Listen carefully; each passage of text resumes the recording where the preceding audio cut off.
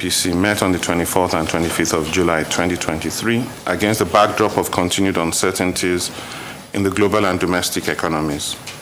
This included geopolitical tensions, threats to globalization, and the multilateral economic system.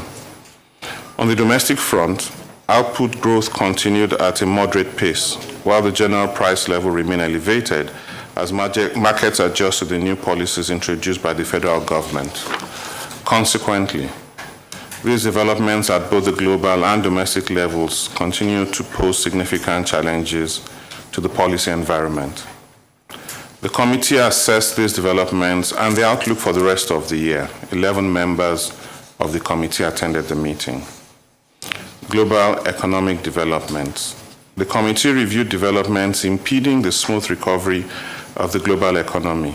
Notable among these is the continued hostility between Russia and Ukraine as Russia reneged from further renewal of the Black Sea Agreement. This development would likely push commodity prices much higher than current levels. In addition, China's slow recovery is dampening global trade, while the increasing polarization of the global economy, with several economies seeking macroeconomic alliances with the groups of BRICS countries, is increasing uncertainty in the direction of trade flows. Inflation across several advanced economies has continued to moderate, but remains considerably above their respective long-run objectives, even as monetary policy tightening progresses. In the emerging markets and developing economies, inflationary pressure remains broadly elevated, though there are signs of moderation in some countries. Global inflation is thus expected to remain elevated through 2023, despite broad measures by several central banks to ease the pressure. In the global financial markets, financial conditions remain tight and may exacerbate further as monetary policy normalization progresses. Investors' preferences is thus shifting to advanced economy fixed income securities with improved yields as well as safe havens assets.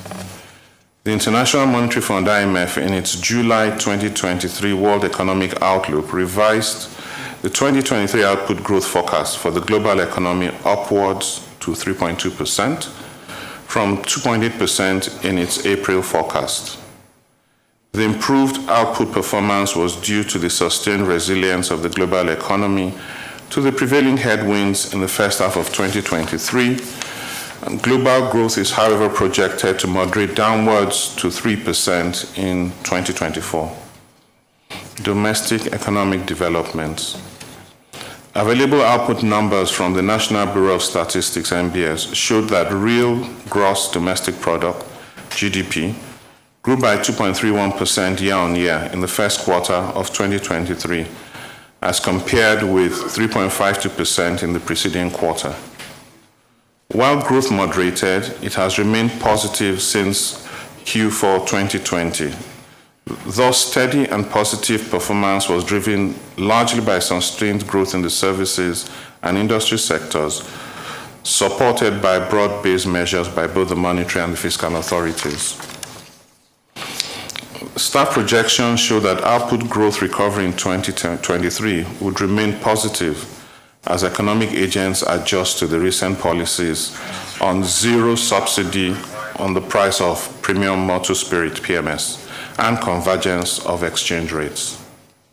On price development, the committee noted the quick uptick in inflationary pressures as headline inflation year-on-year rose by 38 basis points to 22.79% in June 2023 from 22.41% in the previous month.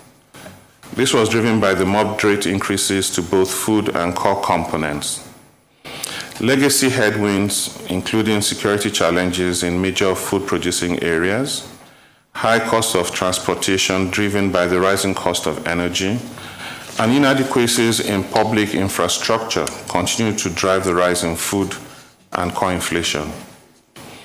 Key developments that would likely sustain upward pressure on domestic prices in the short to medium term are the recent deregulation of petrol price and the transition to a unified and market-determined exchange rate. The unfolding dynamics in the monetary policy environment and the resultant pass-through to domestic prices will thus require greater collaboration between the bank and fiscal authorities. Broad money supply M3 in June 2023 grew by 24.35% year to date, compared with 6.7% in May, driven largely by the increase in both net foreign assets NFA and net domestic assets NDA. Money markets rates reflected the level of liquidity in the banking system.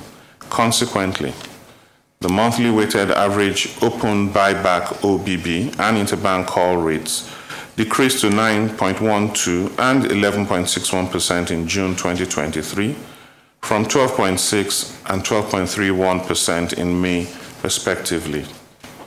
In the banking system, financial soundness indicators remained stable and strong. The capital adequacy ratio, CAR, stood at 11.2%. Non-performing loans NPLs ratio was 41.2%, and the liquidity ratio 48.4% as at end June 2023. In the financial market, equities remained bullish through the review period. The all-share index and market capitalization increased to 60,968.27 index points and 33.20 trillion, respectively, on June 30, 2023. This compares with the 51,251.06 index points and the 27.92 trillion as at December 30th, 2022. This indicates continued investor confidence in the Nigerian market, as investors foresee a more stable macroeconomic environment once the current policies of the bank and the federal government fully permeate the economy.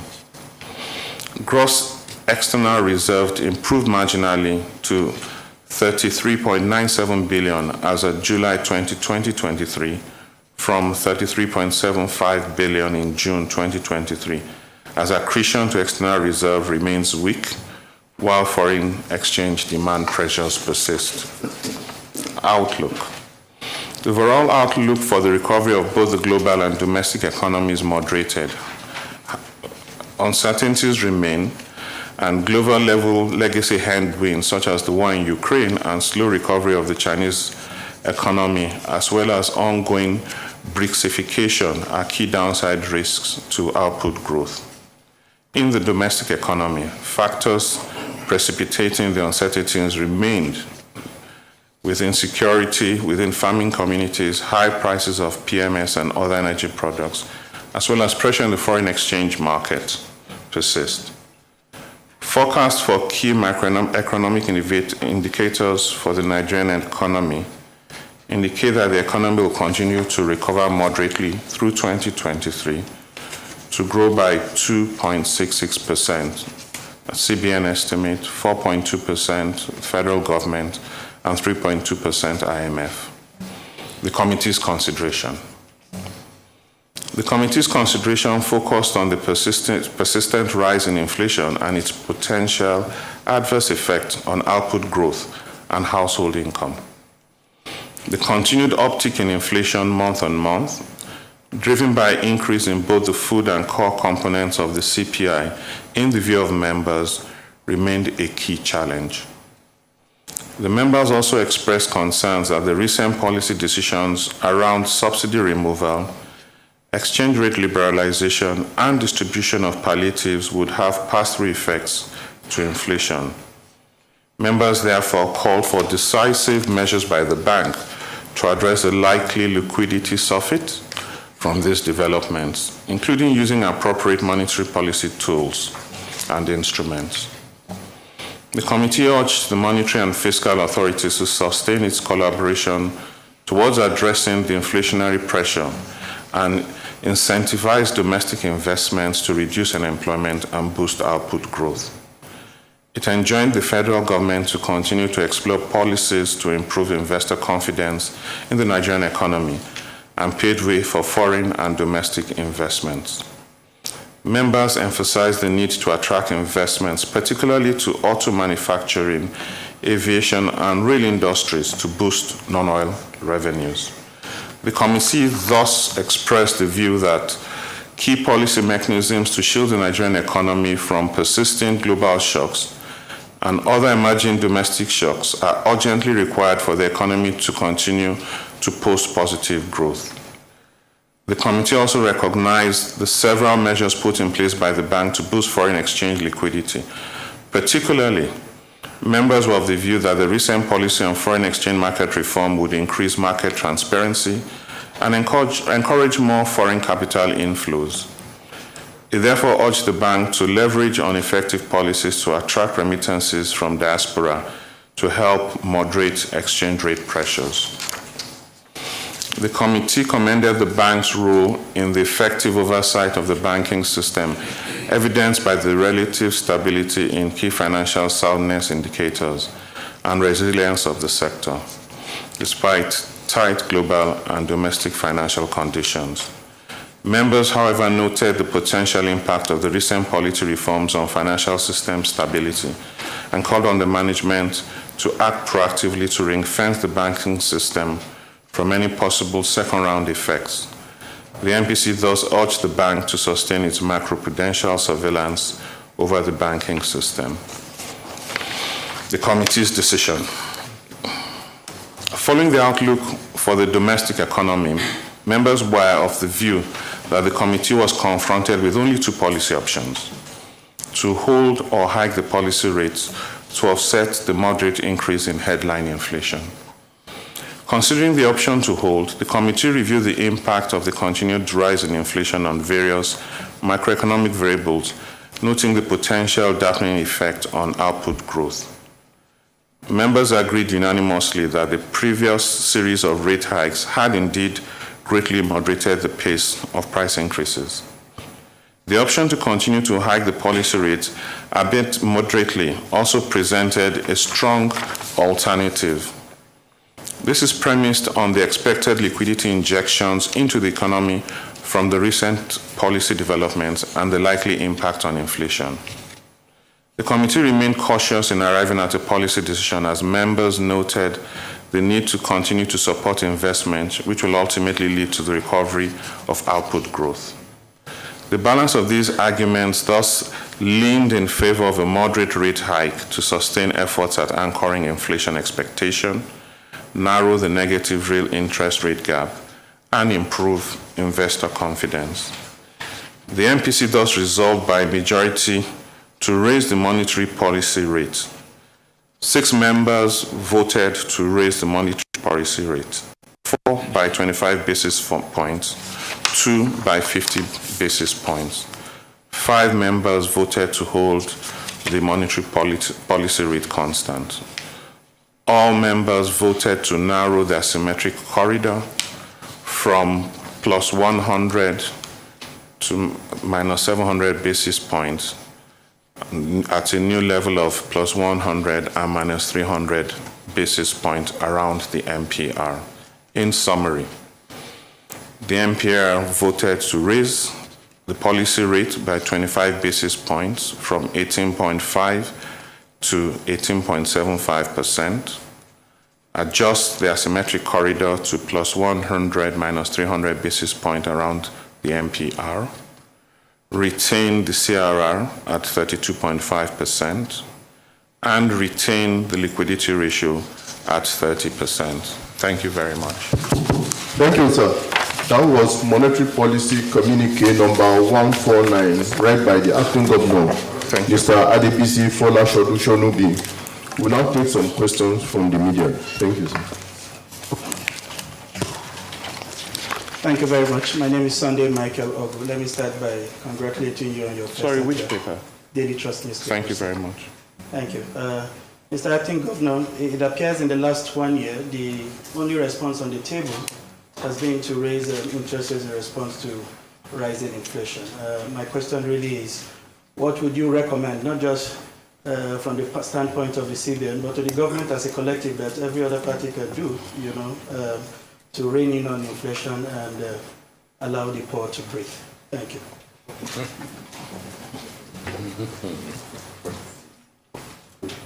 Good evening, Acting Governor. I'm Nancy Naji. Moneyline with Nancy on AIT.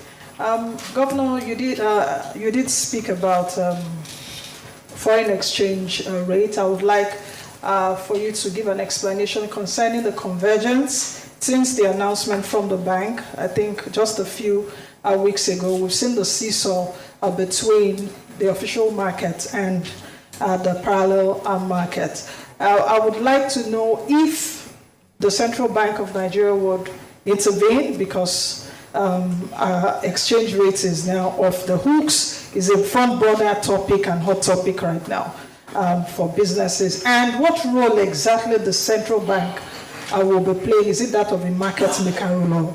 How will you intervene? That's my question. Thank you.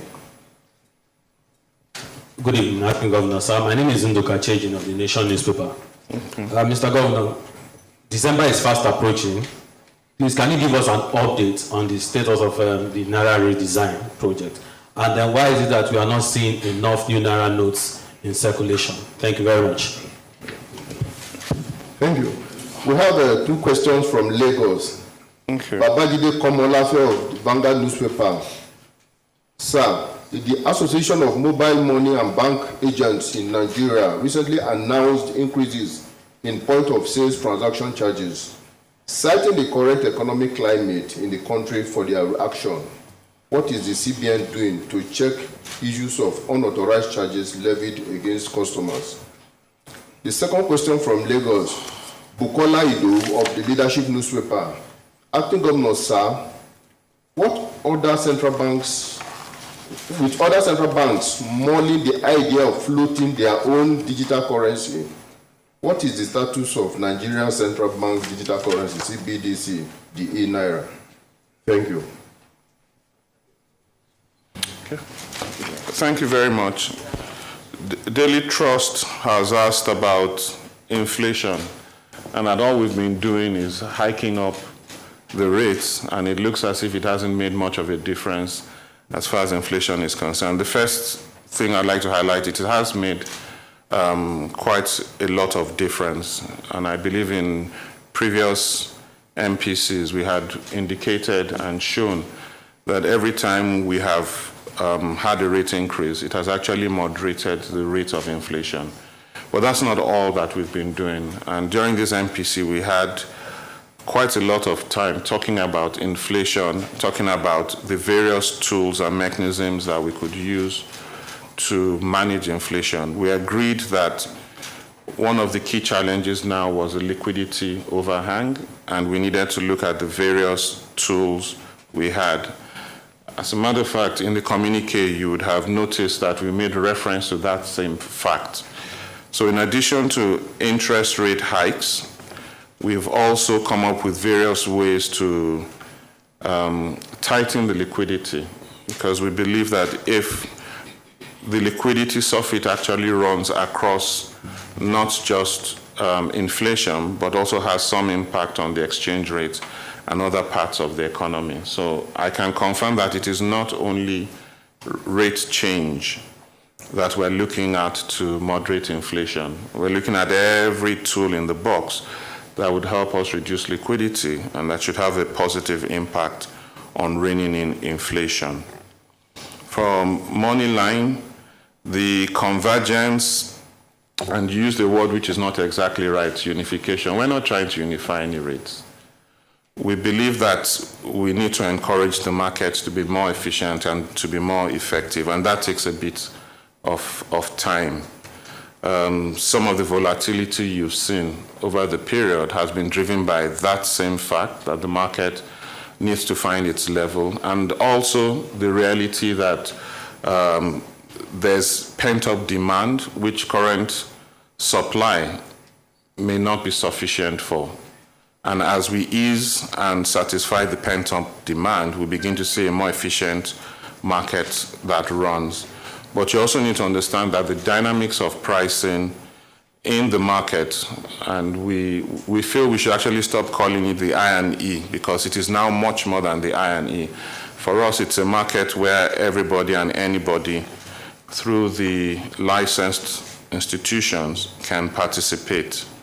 So we expect that over time, sooner rather than later, the volatility you are seeing would normalize. The role of the central bank is to intervene and keep the market at a fairly stable level. We have our views as to what that level is, and as the market continues to oscillate around that level, if there's a need for us to intervene, either by buying or selling, that's the role of the central bank. We will continue. We have started intervening, and we've been doing it for a while, and we will continue to intervene to bring the market to the levels that we believe it should be. Right now, in the short run, these volatile times are expected, but we expect them to moderate sooner rather than later. The nation asked about update on the Naira redesign. When the currency is printed and sent out, it is expected that it will go through a number of cycles, and then over time will become one and then would be replaced.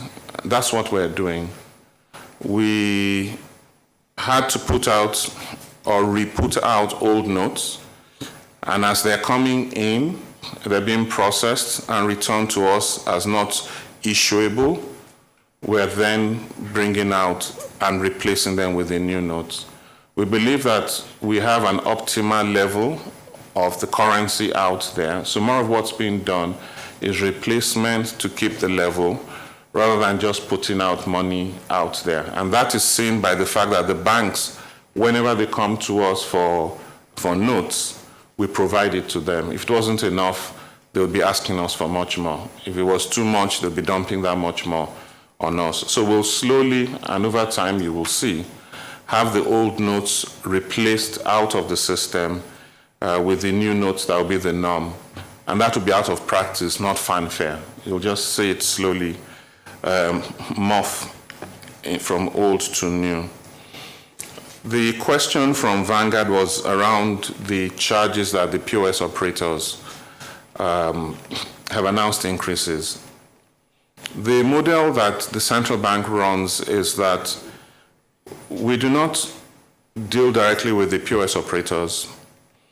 We have companies that we license, super agents, and the super agents then have agents, amongst which are the POS operators that have the point of sale devices. We have regulated prices with the super agents, and it's their responsibility to enforce those prices amongst the agents that are working for them. So we have informed and reminded the super agents as to what those charges are. And whenever or wherever we find agents that are responsible for behavior, and not just on charges, but behavior in general, that is not in line with the rules of operation, we actually sanction the super agents because they are the primary entities that we have licensed. So whenever we have such situations, please let us know. We're improving our consumer protection methodology for receiving complaints from the public, either about what the banks are doing or have done, and will of course cover any other incidences like the POS charges that you're talking about, and that would help us know what is going on, and we will sanction those that err in that regard. Leadership asked about the digital currency and what's happening to it. We continue to learn, and we continue to tweak, and we continue to change the model. We have over 20 or around 25 million people who are registered and have wallets, but we haven't seen the level of activity that's commensurate with those number of people. So we continue to talk to them. The volumes increase, and we learn with each passing day. We are reviewing the model, and we think soon, definitely before the end of the year, you'll see significant growth and changes because the feedback we've gotten from the public and the marketplace has been distilled, and we're listening to them, and we believe it's going to have an impact on the adoption, and then maybe we'd have less new Naira notes to print. Thank you very much. Thank you, Acting Governor. With that, we have come to the end of this briefing. Thank you very much for coming. See you in September. Bye-bye. Thank you. Wait, let them remove them. Oh, I forgot. Sorry. So I can't move. Where's? Please, oh.